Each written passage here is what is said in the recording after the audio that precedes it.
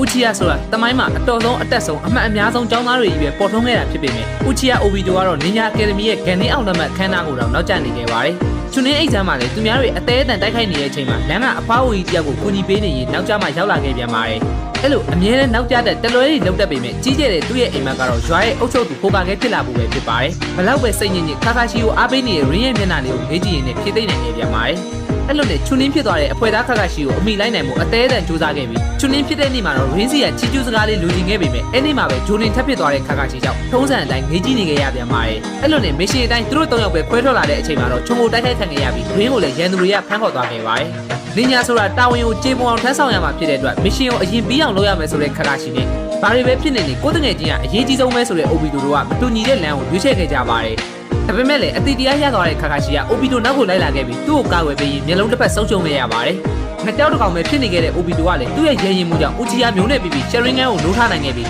သူတို့တငယ်ချင်း Rin ကိုလည်းကယ်နိုင်ခဲ့ကြပါတယ်။ဒါပေမဲ့လွတ်မြောက်ဖို့ကြိုးစားရင် Obito ကကြောက်တုံးပြီးသွားခဲ့ပြီးခါခါရှိကိုဂျိုနင်ဖြစ်တဲ့အထိမ်းအမှတ်အနေနဲ့သူ့ရဲ့နောက်ဆုံးလက်ဆောင်အဖြစ် Sharingan ကိုပေးခဲ့တာဖြစ်ပါတယ်။ကြောက်တုံးပြီးသွားတဲ့အတွက်ခန္ဓာကိုယ်တစ်ချမ်းလုံးစုပ်ပြတ်သွားတဲ့ Obito ကိုအသက်အရွယ်ကြီးရင်းနေပြီဖြစ်တဲ့ Madara ကကယ်ပေးခဲ့တာဖြစ်ပါတယ်။ Obito အိတ်နေရဲ့တစ်ချိန်လုံးနဲ့ ring လို့အော်နေပြီးငတုံးခါခါကြီးလို့ပါရောင်နေရဲ့ကြောင်ဇက်စုတွေကလည်းပြောကြပါတယ်။ပြင်းလို့နောက်ကျတဲ့ကောင်လေးကဒီတစ်ချိန်မှာတော့တွတ်တငယ်ချင်းတွေစီမြန်သွားဖို့လေ့ကျင့်နေပြီးခရုဘက်ဇက်စုကလည်းကူညီပေးနေခဲ့ပါတယ်။အတင်းမောက် ring ဆိုတဲ့ကောင်မလေးကို cake crash နေခဲ့ပေမဲ့လည်းသူကိုယ်တိုင်ပြောခွင့်မရခဲ့တာကြောင့်ဒီတစ်ချိန်တော့ရဲရဲဝံ့ဝံ့ပြောနိုင်မှုစူးစမ်းနေခဲ့ပါတယ်။တွတ်တငယ်ချင်းခါခါရှိရလည်းအမြင်ကပ်ဖို့ကောင်းပေမဲ့သူတို့စီပြန်သွားနိုင်မှုအတွက်ပဲတရက်ပြီးတရက်မနာမနေလေ့ကျင့်ခဲ့ပြန်ပါတယ်။သူ့ရဲ့ရည်ရွယ်ချက်ဖြစ်တဲ့ Ring ကိုကာကွယ်နိုင်မှုအတွက်ပဲစူးစမ်းခဲ့ရင်နှစ်တွေအတန်အသင့်ကြာသွားတဲ့အချိန်မှာတော့ပုံမှန်အခြေအနေလိုလှုပ်ရှားနိုင်နေပြီဖြစ်ပါတယ်။အဲ့အချိန်မှာပဲ White Zetsu ကသူ့အပြင်သွားရင် Ring နဲ့ငတုံးကားကာရှိကိုတွေ့ခဲ့တဲ့အကြောင်းနဲ့ပြိုကိုရလင်ညာတွေအဝိုင်းခံထားရတဲ့အကြောင်းလာပြောပြပါတယ်။အဲဒါကြောင့် Obito ကချက်ချင်းကြောင်းနိုင်ရည်ကြီးကိုထိုးလိုက်ပြီးမြဲသူ့ရဲ့လက်ကအဲ့လောက်မကြမ်းခိုင်တဲ့အတွက်ပျက်စီးသွားခဲ့ပါတယ်။ပေါ်တော်နေတတ်ပေမဲ့စိတ်ကောင်းရှိတဲ့ Kyuubi Zetsu က Ring နဲ့ခါခါရှိကိုကယ်ချင်နေဆိုရင်သူ့ရဲ့ခန္ဓာကိုယ်ကိုတုံးလိုက်ဖို့ပြောရင် Obito လွှမ်းခြုံပေးထားလိုက်ပါတယ်။ Obito ကတော့သူ့ကိုကယ်ခဲ့တဲ့အတွက်ကျေးဇူးတင်ပေမဲ့သူထွက်သွားပြီးရင်ပြန်လာပြတော့မှမဟုတ်ဘူးလို့ပြောပါတယ်။ Obito ကအဝတ်တစ်ခုနဲ့ပုံခုရက်ကနေ Kyuubi Zetsu ရဲ့လမ်းပြမှုနဲ့အတူထွက်လာခဲ့ပါတယ်